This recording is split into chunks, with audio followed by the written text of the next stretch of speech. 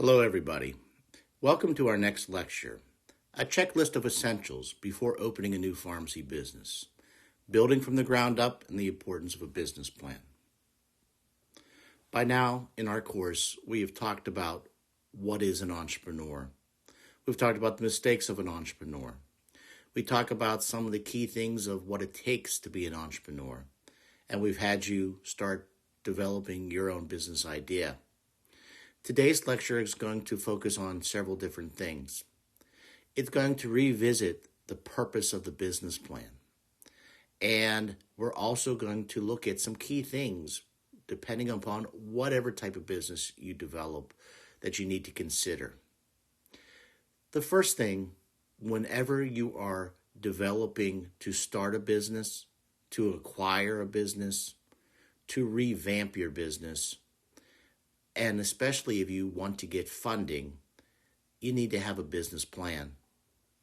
Now, for those of you who have already heard me lecture in Pharmacy Practice 6, I focus on the key elements of the business plan from the development of a clinical service. The difference between that type of business plan, which you may always do in any of your businesses, is that this business plan has to also be able to prove that it can be financially stable and it is a good risk for an investor or a bank to take place. As all business plans are, they're the blueprint for your pharmacy. They tell you the detailed descriptions of your vision of how you want to run your business. It provides partners, investors, a clear path of how you're going to get this business to be successful. And as I said, it is essential in getting funding, and it will also assist you in your decision making. The definition of a business plan is a detailed description of a business operation and documents. If you're acquiring a current business or wanting to expand your business, you'll give documents of the past performance of the business, the current status of the industry, what the future goals, and how you're going to attain those goals, both physically through operations and also through financial projections. And it is the essential tool to secure third-party investment to reassure business partners who may continue to be investing in your business. And it is a way for you to be organized and to carry out your dream. The next few slides, I'm just going to summarize the key features.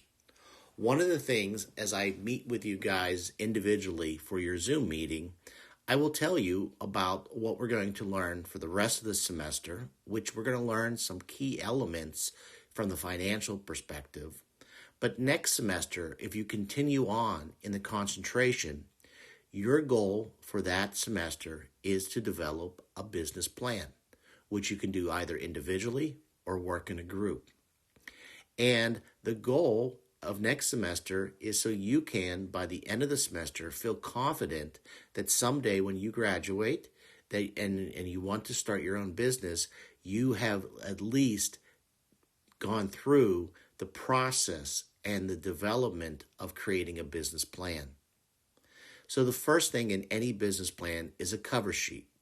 It should have your company name, the demographics, the company logo, trademark, who is involved, and the date of planning for this business plan. In addition, you'll have a table of contents so those who are reading it can follow the various sections of your business plan, and it must be structured and easy to read. And once again, this should be also written as of an investor who may not understand what pharmacy business is. Also, in addition, in a business plan for an entrepreneur, you'll have a summary of a loan request. You'll have the name of the applicants and the business, the amount of loan requested, what terms of repayment and interest rate you may be seeking, what collateral that you are willing to give. We're going to talk about banking later on this semester, but Most banks never want to just give you money. They want to see what would happen if your business would fail. What would they get in return? A statement of personal guarantee, which maybe you may have to guarantee certain things that you already own and assets. And that is part about being an entrepreneur, is risk taking. And what also is the market value of your business and how you hope to get your debt to equity ratio, which we'll talk about in the coming weeks, to that equity will outweigh debt over a period of time in your business. We will, this semester, talk about financial projections. Will you at the end of the semester be an expert?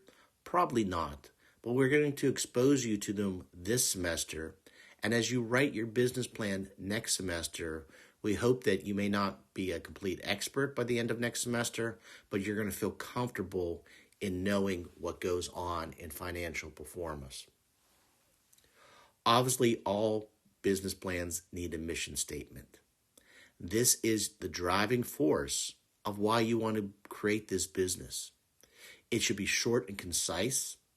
It should be, how does your business set you apart from your competition? It should reflect the personal and professional aspirations that you have for your business. In addition to a mission statement, there should be a vision describing how are you going to obtain your mission. And this should be just several sentences. In addition, the next part of the business plan, this is where you do your research. And next semester, and that is why I've already had you starting out thinking about your business idea. Sometimes you have to explore what other businesses are doing something similar. How will your business differ? How it maybe revolutionize something that has always been done one way? What is the market history of this business? If you're acquiring a business that you hope to expand upon, what is the history of that business and how does it has existed? You'll also put out your legal structure. And I'll talk about junior partnership in a little bit in this lecture. But we talked about a couple lectures ago the different types of structure of business, whether you're a limited liability corporation, a sole proprietorship, an S corporation. And those are things, as I said earlier in prior lectures, you would want to acquire to help you with your business plan, a lawyer and a good CPA accountant. The other thing in your description of your business, you will describe the products and services you'll provide. As, for example, your niche. You'll give examples of what you hope to sell and why these are things people will want from your business. You'll also do, depending upon if your business is a traditional brick and mortar store, a location analysis.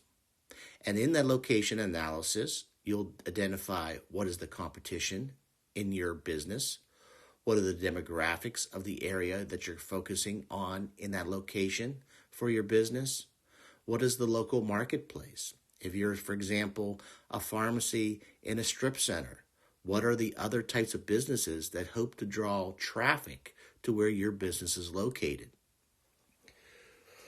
Who are the primary owners, and what is the management structure of your business? You'll have to have titles, responsibilities, and job descriptions within your business plan. You'll have a brief discussion of the various insurances you'll need to acquire for your business, such as professional liability, fire insurance, theft, and various different types. I provided for you this week on Blackboard a description, examples of a business plan. Please take time to read through those so you can see what I'm talking about in these. The other thing is you will, because pharmacies, especially if you're selling pharmacy products, you need to have a brief discussion of security measures. If you are looking to develop something with technology or your clinical services are going to be working with technology, you need to talk about the various ways you're also going to have security measures to protect HIPAA type of information. You'll have a marketing plan, and we do have a marketing lecture this semester. And the marketing plan will describe the type of market that's going to be affected for your business. Who are you going to target? What is your potential market? What is your competition? Your market analysis will be very important to help develop your financial projections, because you'll want to look at what is the population of the area you're focused on. What's the percentage of that population I may be able to acquire in my first year of business? What is the competition, and how will I not be able to acquire all that business? So market analysis is very important to help you with your financial analysis. It'll also be ways for you to look at how you're going to sell your service or your product to consumers. And what is needed to achieve a good marketing and promotional plan? One, you'll have to have an estimated budget for both your materials and staff time. You'll have to research all the different forms of cost of marketing, such as social media, radio, traditional type of maybe online newspapers, not maybe physical newspapers, your website, etc. How do you expect your marketing plan to improve your business? This will be essential for investors to see that you have a real stake in the game in growing this business, and you believe your marketing ideas will contribute to the growth of your business. In addition, you will either be leasing or maybe acquiring a building.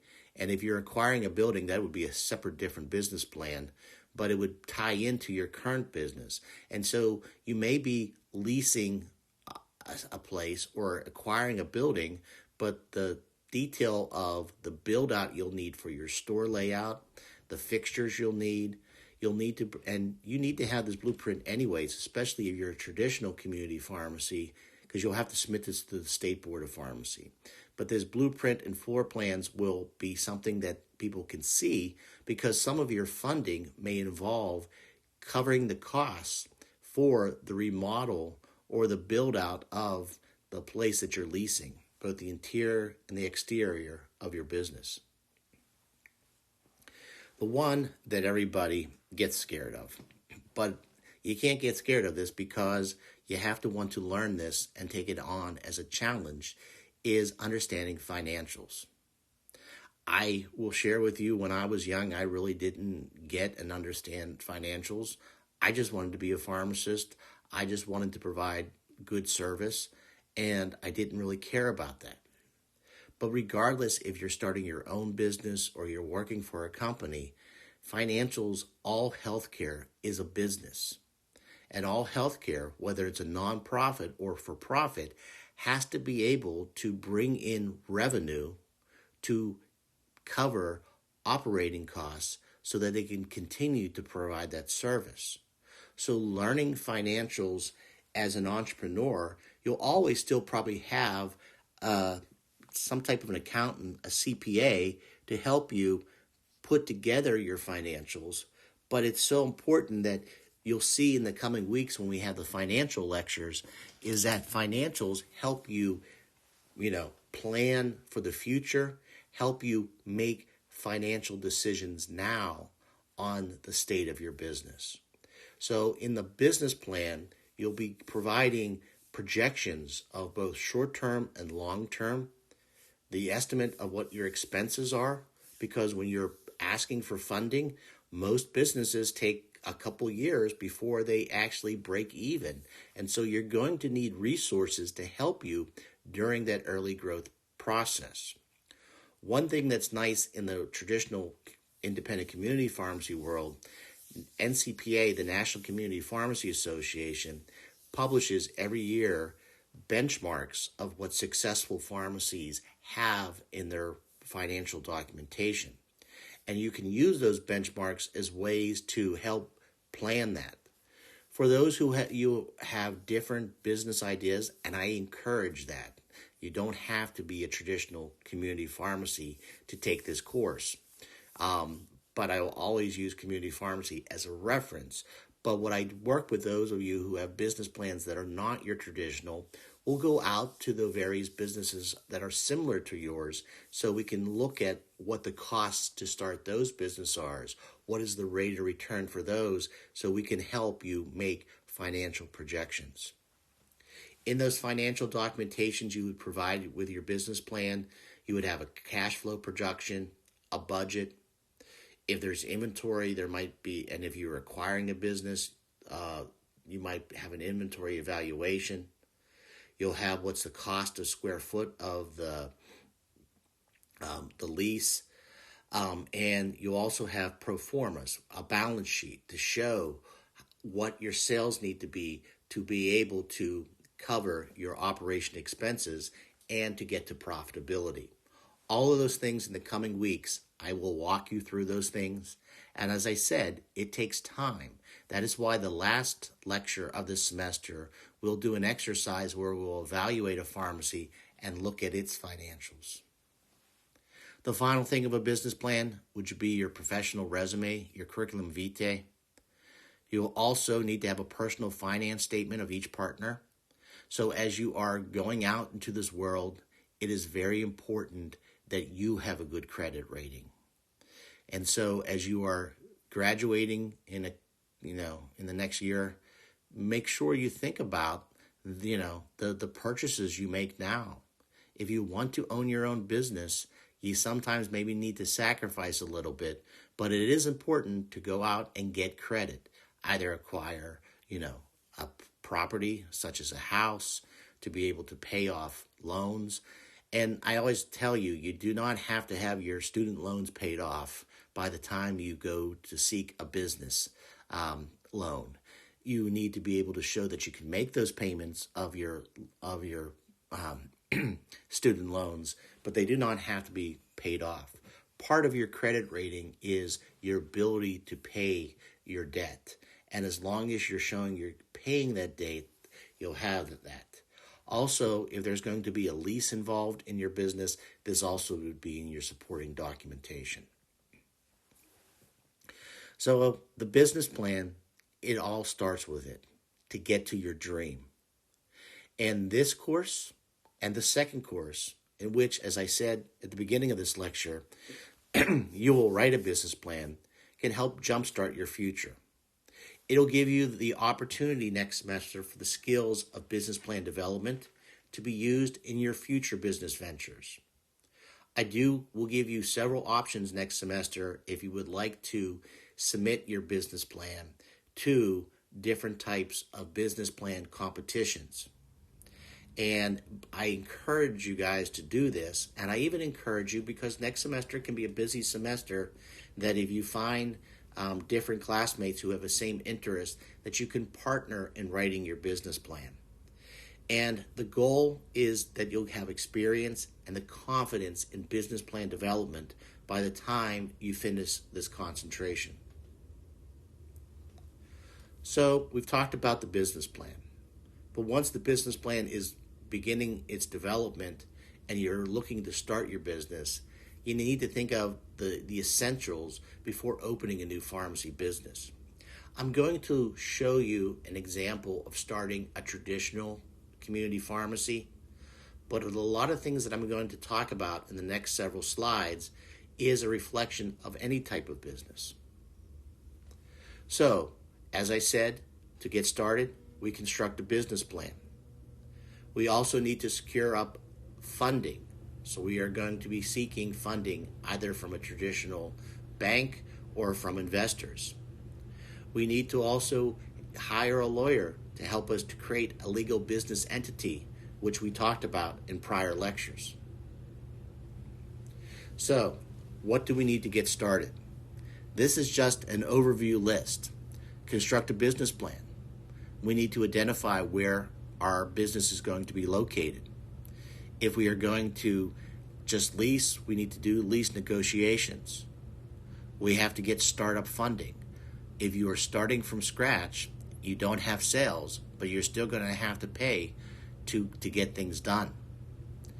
If you are a traditional pharmacy business, you may need license and permits. You may need, different types of accreditation to build various insurances. You will have to, if you're leasing or getting a new building, do a build out of what does your counters look like, your fixtures, where the computer is going to go, the networking of your internet. The other thing is identifying who you can buy products and goods from, what wholesalers and vendors you're going to use. If you are any type of business, you're going to have some type of point of sale system so you can record your sales. And if you're some type of business that does consulting, you'll still have to have a point of sale system so you can bill your clients. If you're a traditional community pharmacy or even a clinical service, you'll need to have some type of pharmacy software or documentation software. If you're a traditional community pharmacy or looking to expand in some type of clinical type of service, you will have to look at how I can get various third-party contracts. If I'm going to do any type of point-of-care testing, I may need a CLIA waiver. I'll have to get personal and professional insurances. I'll have to, look and price out different utilities such as internet, phones, the cost of the development of a website. I'll need operating manuals for my policy and procedures. If I am going to be a healthcare business, I'm also going to need to have HIPAA training and have a HIPAA compliance officer. And there's various other things that go along the way. And that is why I also provided for you NCPA's little checklist starting up your business. And so whatever type of business you're going to be doing, you're going to have a checklist and a timeline of when things need to be done. So let's talk about your location first. You're going to want to identify, depending upon your type of business, what is the right location. And when you're picking a location, you need to look at things such as people's ability to access your location, the traffic patterns of your location. Is it easy for vehicles to enter, park, or exit back into traffic? How many parking spaces are available for your location? Is this a difficult intersection for them to get to your location? Do you have enough traffic that people are going to see that your business does exist? And you also need to check, building permits. One of the things that you can go to whatever town, municipality, borough, or city that you're going to be in, go and find out what building permits and what are some 10-year road plans at your local municipality. If you're, for example, if you're looking at a great location, but you find out they're going to take that road and make that a secondary road and build a highway around you, well, maybe that's not a good location. If you're going into like a strip mall that you are going to have your business location, what is the lease agreements to prevent other businesses like yours to go into that same center? So you want to research that information. Visibility is key, especially for a walk-in type of business. Typically, pharmacy customers will come in the course of running errands. Prescription medications or consultation services, for most part, sometimes can be impulse purchases. As a result, being located in an isolated, inconvenient place is a bad idea. However, when I gave this lecture, and I've been doing these lectures for over 10 years, I find, though, another key thing, and we'll talk about this in marketing, is having a good website. Having a good website domain name. You can go right now, if you have a good idea for your business name, you can acquire your website name now and find out, does it exist? And you can purchase it. It's fairly inexpensive. It's about $10 to $20 a year just to keep that domain name, because you want something that is very easy for somebody to find you on the internet. So not just physical visibility, but especially if you're going to get into some type of consulting services, technology services, having good visibility both from your location but also on the internet is very important. A good location with good accessibility in a growing community is ideal, but the most visible location may not always be the best location for the pharmacy. The most prominent location for non-impulse business, which can be pharmacy at times, may ultimately depend on competition. So depending upon where you're at, are you in an ideal place that, is away from competition? In one of my prior business ventures, I was part of a company that we had several grocery store pharmacies. But during the process of starting those grocery store pharmacies, we acquired a current pharmacy that was located in a very highly populated suburban area. What made it unique was there was a lot of competition in the area, every chain you can imagine, but we were located on a busy road that led back to where most of the housing was. And because of this location, there wasn't a lot of area for people to build. So therefore, this location became prime because the chain competition couldn't move in close enough to the suburban houses, and we became a very busy store because we were in the right location. It was a little harder to get to if you were out on the business strip, but because we were near where most people lived, it was ideal for us. So remember, visibility, though, too, comes at a premium, expressed in dollars per square foot. One of the things that I will work with you when you're developing your business plan is trying to find out what is the square footage, average square footage for leasing a building in the location that you pick. And the one thing is, when you write your business plan, you can pick whatever location your dream is to be someday. So the other thing is, how much square footage do you need? Don't buy more than you need, but maybe you will also look at, is there ways to expand or move into another part of the location you're going to. So even though you may not purchase it, you think about it. Neighborhood development. This comes with your marketing, research. What type of demographics does your neighborhood sustain? Can it support your business? What is the average income in your area? This will also be reflected of what type of contracts. Is it an elderly area? Is it a low income area? Will you have more Medicaid and Medicare? What are the opportunities to get into these contracts? Or are there preferred contracts you may have difficulty getting into?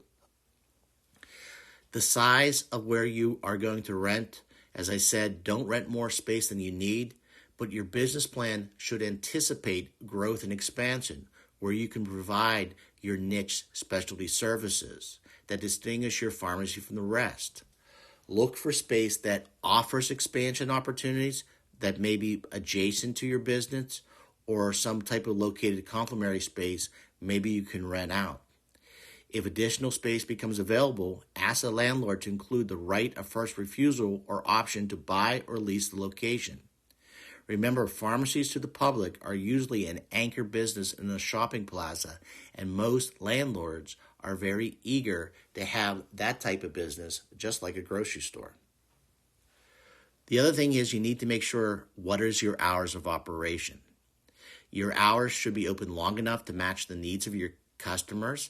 However, how do you determine this? Well, look at what the traffic patterns of that area is. I know currently, with our current situation that it's happening in the United States, that, hours have changed. The other thing, too, is remember, one of your biggest expenses of whatever pharmacy business has will be paying your professional staff, such as the pharmacist. So will the long hours always be best? Because in those long hours, you're always going to have to pay that professional salary. What are the negatives to short hours, and what are the negatives of long hours?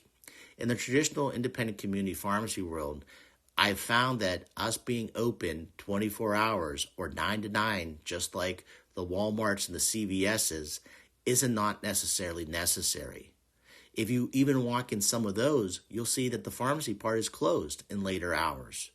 Some big chains have actually reduced their hours.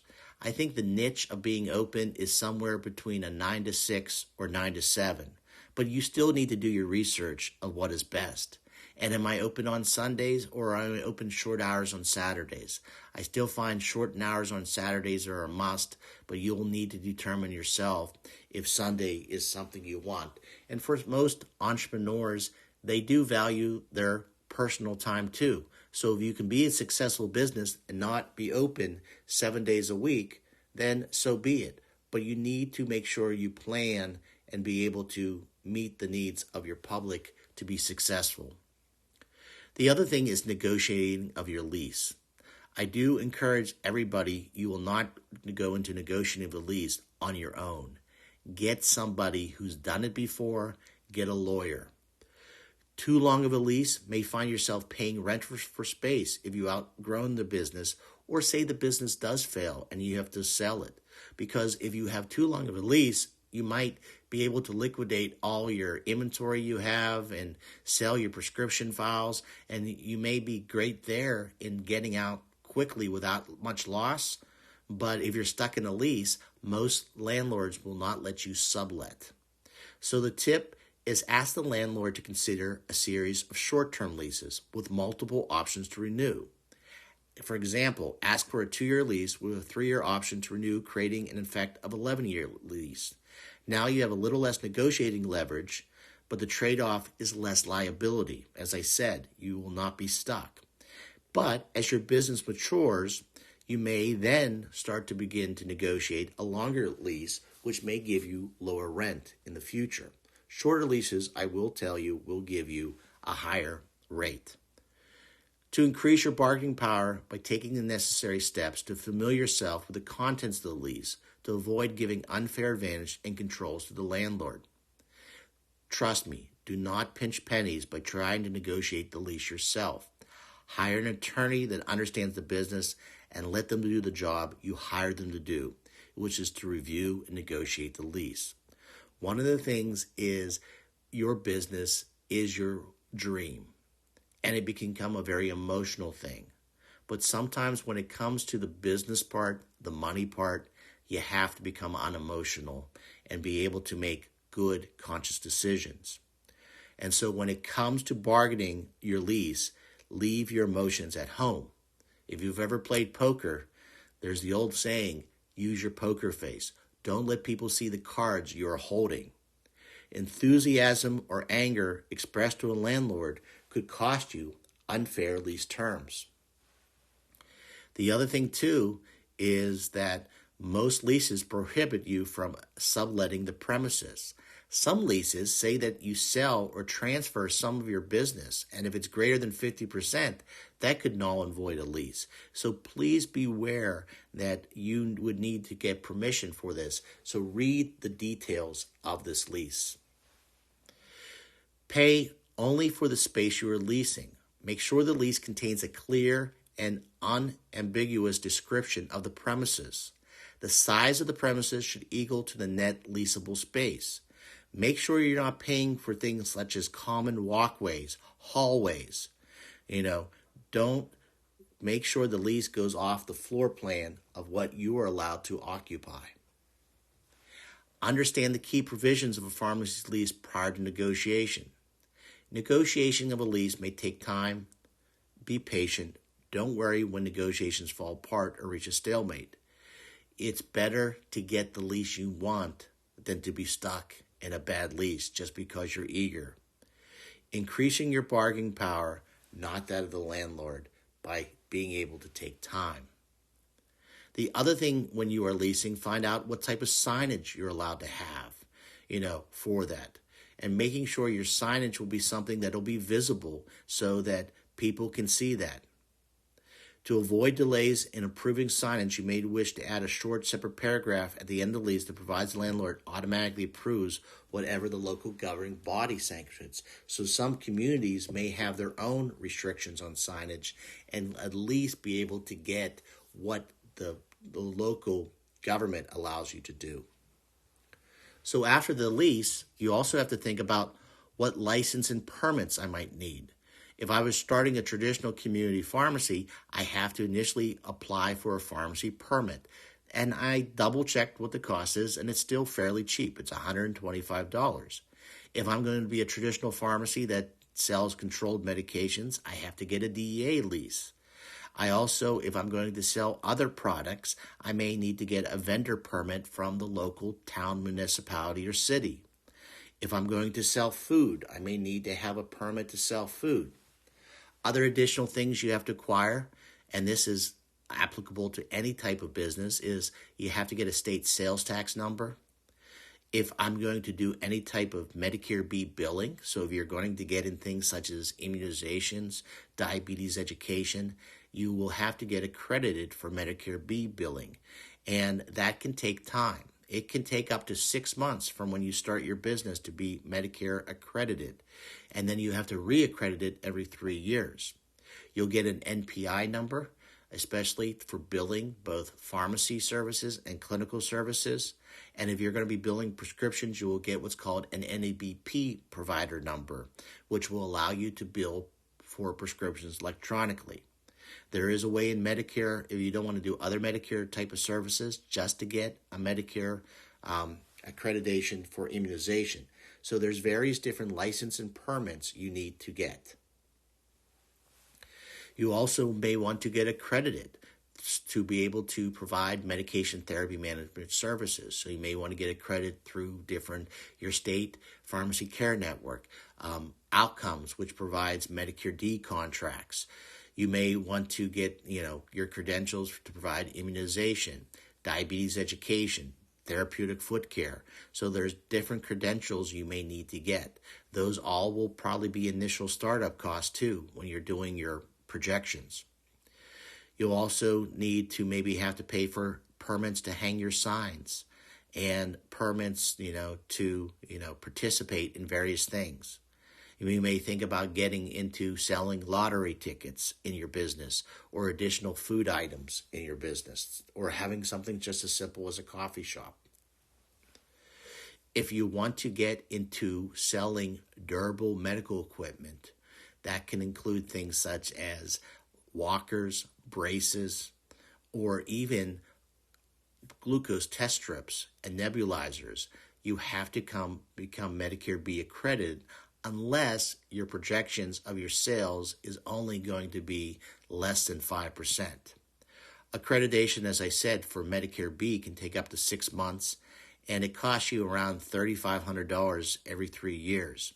And the one good thing about the Medicare B accreditation, I will say, Medicare B requires that you have all the things I talked about in the business plan, job descriptions, making sure you have a Med-Air policy, making sure that you have an organizational chart. So a lot of the things that you're going to be doing in your business plan will be applicable to your Medicare B accreditation.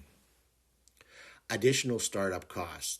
As I said earlier, you may need to hire construction workers to build out the efficient layout. You'll need to acquire fixtures for your business. If you are being approved to be a traditional community pharmacy, you'll have to make sure you have a sink and counter. And there are various regulations of how much square footage does the pharmacy need to be. In the state of Pennsylvania, the pharmacy area has to be at a minimum 250 square feet. The other thing they want to see is what is your surveillance, your cameras, your internal, external theft protection. You'll have your computers, point of sale.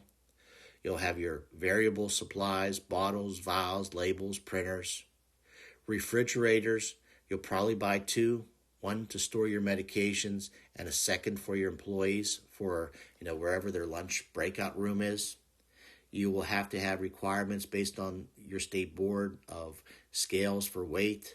If you're going to get into immunization, you'll need an immunization protocol and various safety supplies. And all state boards of pharmacy require you to have at least one drug reference, either as a textbook or online version. Now, your wholesaler, whoever you partner with, can help you also. Your pharmacy organizations can help you also understand what are all the things I need to help start up a business. But wholesalers do have programs to help initially maybe finance the first 6 months of your inventory, help you, refer you to, common computer systems people use, what automation you might need. And there are also, the buying groups can gear you to different companies that will help you with your third-party contracting. And so that is also important. They also, too, will sometimes finance, the first 6 months you may not have to pay for your inventory until you start to get sales. So your wholesalers definitely, why do they have all this interest in you? Because they need you as a customer and they want to make sure you're successful. Additional items you have to consider is your insurance and pricing those out. Some of the tips I always recommend for people starting a business is hire an insurance broker, not to you buy your insurance from them, but do an analysis of your business and tell you what types of insurance you need and what is the minimum or the maximum you need in various insurances. So then when you do bid out your insurances, and I encourage you, don't just go to one person, bid out and get the best price. You'll then find out what you need and make sure you're not overpaying for your insurance, but making sure you're not underinsured. And you also, when you're doing insurance, you'll share with them the various services you're going to provide and to make sure all of those are covered.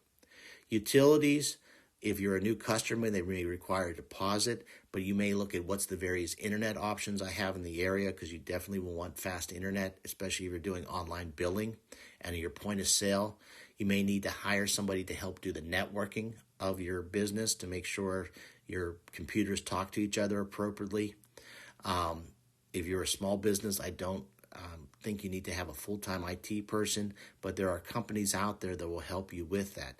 There are companies out there too that sometimes if you bundle, just like a home does, your phones may need more technology in your phone, such as be able to talk to your computers, IVR, so people can send electronic messages to you. Your phone should be easy phone numbers. And as I said before, you want to have a good website. So consider, you do pay to host your website on the internet, but it can't hurt to start thinking about what is a good domain name. As I said, you can always secure those domain names and keep them locked up year to year just by paying $10 or $20. The other thing is you're going to need policy and procedures. As I said earlier, Medicare B accreditation requires this. If you're going for a CLIA waiver, they require policy and procedures. If you're doing immunization, that requires policy and procedures. There are your various pharmacy organizations can give you template policy and procedure books. There's various companies that will help you with Medicare B accreditation. And there's various companies that can provide services such as HIPAA training, Part D training for fraud, waste, and abuse that you have to do yearly, immunization policy and procedures. So your wholesalers, your pharmacy associations, that is some of the support they give you by being a member of those, is helping you with these startups. The other thing too is you may want to, if you want to provide additional services, what is the state scope of practice that allows you? You'll obviously, if you're going to get into e-prescribing, you'll have to sign up with a company called SureScripts. That is who provides that. And if you pick your pharmacy vendor for your, processing your prescriptions, they'll guide you with some of this stuff too. You'll need to have, obviously, garbage pickup, but you also may need to partner with somebody to get rid of, out-of-date medications and also HIPAA shredding. You'll also have to come up with a marketing and advertising plan. And then the other thing is establishing your min and max inventory levels. And we're going to do a lecture on inventory in the coming months. This seems overwhelming. A lot of stuff you got to do. But that's the purpose of the business plan. And that is why you start early when you want to start a business. But remember, what the first thing you write in your business plan, your mission, your vision statement, your idea, your niche, and these will want you to continue to do all these additional legwork to make your business successful. Don't be intimidated by all this information that I gave you. 60% of new owners were startups in the United States. And most businesses, most of these businesses worked in business for about 2 years before they started their new business. Most businesses are only between 500 and 18 square feet of space, and depending upon what city or location. If you're a traditional community pharmacy, you don't have to start with a lot of inventory. And I know 70 to 85,000 seems like a lot, but the average community pharmacy is somewhere between 200 to 300,000. That is a busy pharmacy. Most vendors and wholesalers will give you extended payment terms when you're starting out your business. You also will want to seek capital expenditure funding to help to start up your business. It takes anywhere 18 to 24 months with a good business plan to get to 110, 120 scripts to reach either break even or profitability. But this also all depends on how you handle your operating costs. What are your expenses? And what is your market strategy to grow your business? So let me give you an example of a pharmacy ownership. So the startup costs and financial retail of this one pharmacy is they're going to acquire a computer system and point of sale. And computer systems and point of sales can range anywhere from $27,000 to $30,000. That's also including the hardware, the computers, the monitors, the credit card pads. Your beginning inventory can be anywhere from $75,000 to $100,000. If you got to buy shelving, and it will depend upon your square feet, but that can be anywhere from $20,000. Your signage is $4,000. Your building cost is around $31,000. Your working capital to be able to have to help cover, month to month salaries, labor, and so your startup costs initially for getting funding, would be about $175,000. And so, do I have to have that all saved right away? No, but you need to have at least enough to show the bank that you're serious and you have collateral. But from a startup standpoint, startups don't cost a lot in the realm of business. However, startups take longer to reach profitability. So depending upon your type of business, that is what you have to take into account. Now, what if you wanted to buy a pharmacy? And we're going to go through an example of this later on in the semester, but there are advantages of buying a pharmacy already in existence. It's low risk because hopefully this pharmacy is already profitable. You know what you're going to expect. There's not going to be a timeline to reach profitability. You're going to see what customer shopping habits are, and there should be some goodwill already established with that business. But the disadvantage is might cost more because you're going to not just purchase the inventory and the current value of the business, but you're going to pay a little bit more to the owner who wants to sell it for the goodwill of the sweat and labor that they entail to grow a successful business. You may be inheriting worn out fixtures. You may have to revamp the computer system. You may be inheriting personnel that you don't want, or certain business practices that you don't like, or certain customers you don't like. However, it also can evolve into the business you want. Sometimes you can find that diamond in the rough. That business that I gave you, that example that I was part of years ago that was in that suburban location, the one thing about that business, when we acquired it, the gentleman who had it, he was making a profit, but he kind of had lost interest in the business, and it became a little bit run down. The shelving was old. The paint was old.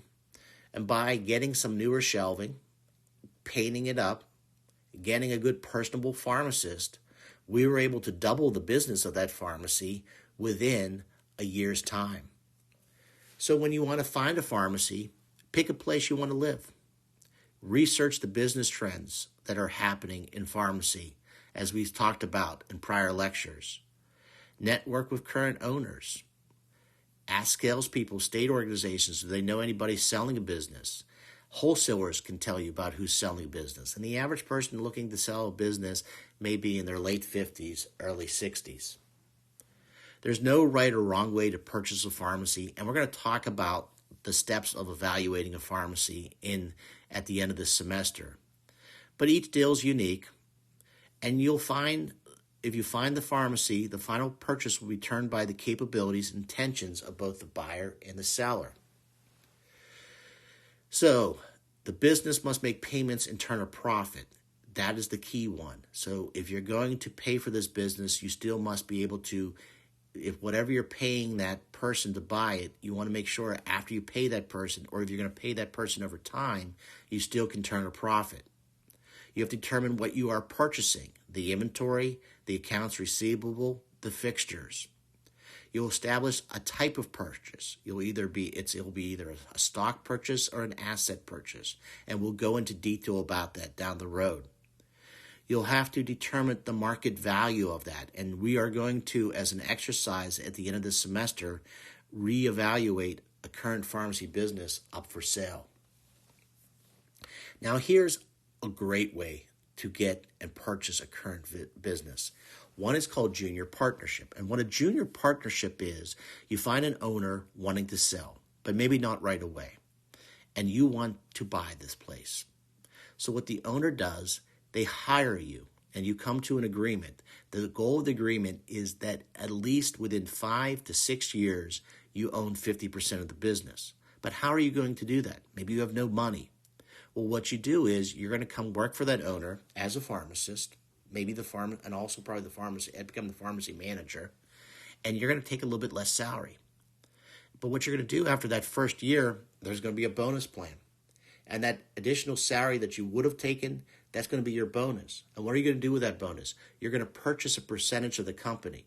Second year comes, you now own a percentage of the company, same type of bonus. You're going to get the bonus, you're going to purchase another portion of the company, but whatever profitability that was your percentage this year, you're going to take that and also put into the business to purchase it.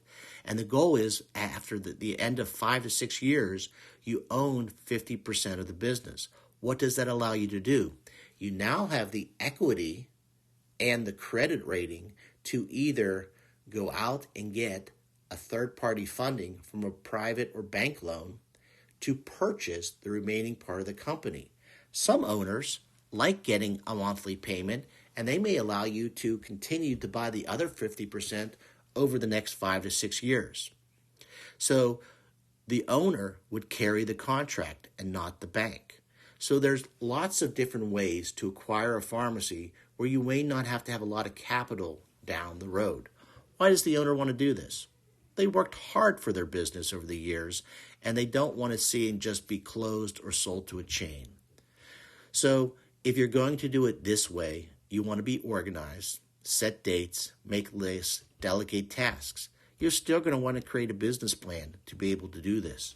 But we will go through these various steps over time.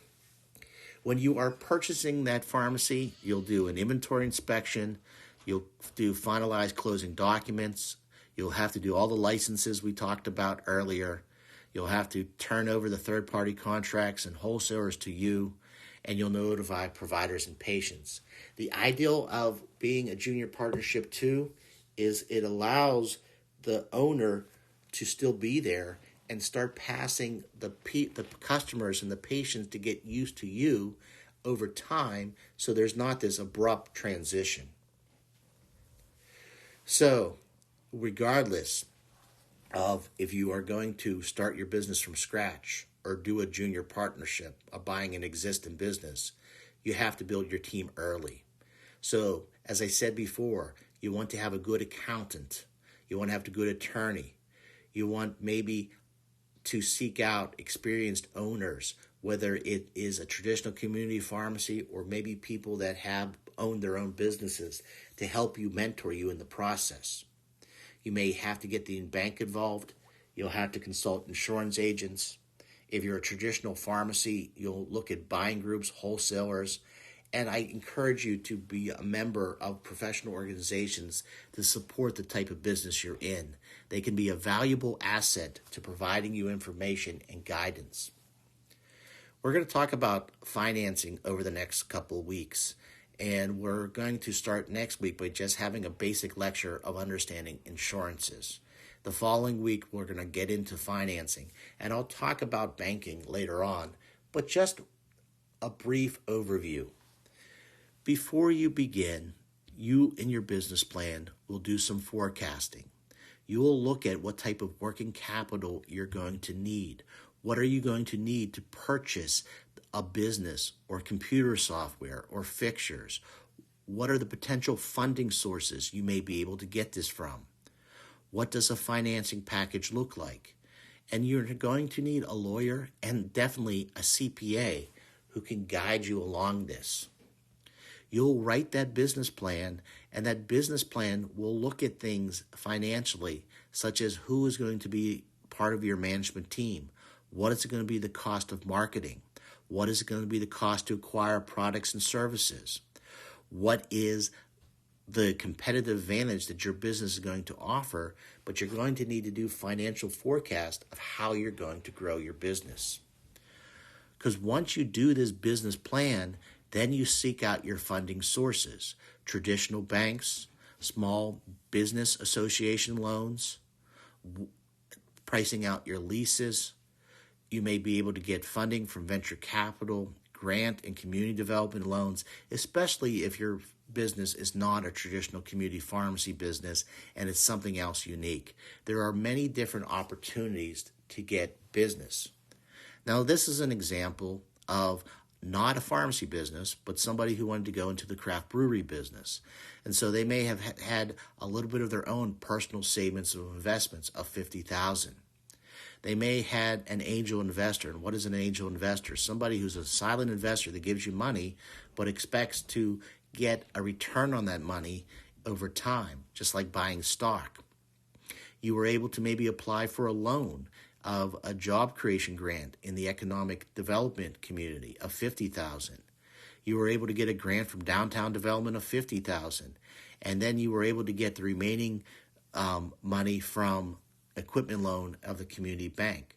So funding doesn't have to come from one source. So, you may want to research the different opportunities.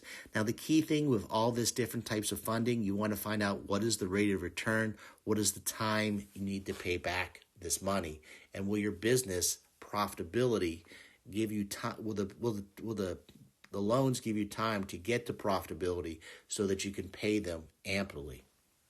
So that is where a CPA can help you. They can help you develop these financial forecasts, personal financial statements, look for funding sources, and bookkeeping. So please take that in consideration. So to summarize our lecture today is you need to realize if you're doing a startup business, it's going to take you 2 years to get to profitability most of the time. What is a realistic time to pay off a purchase store? 5 to 7 years, 10 at the max.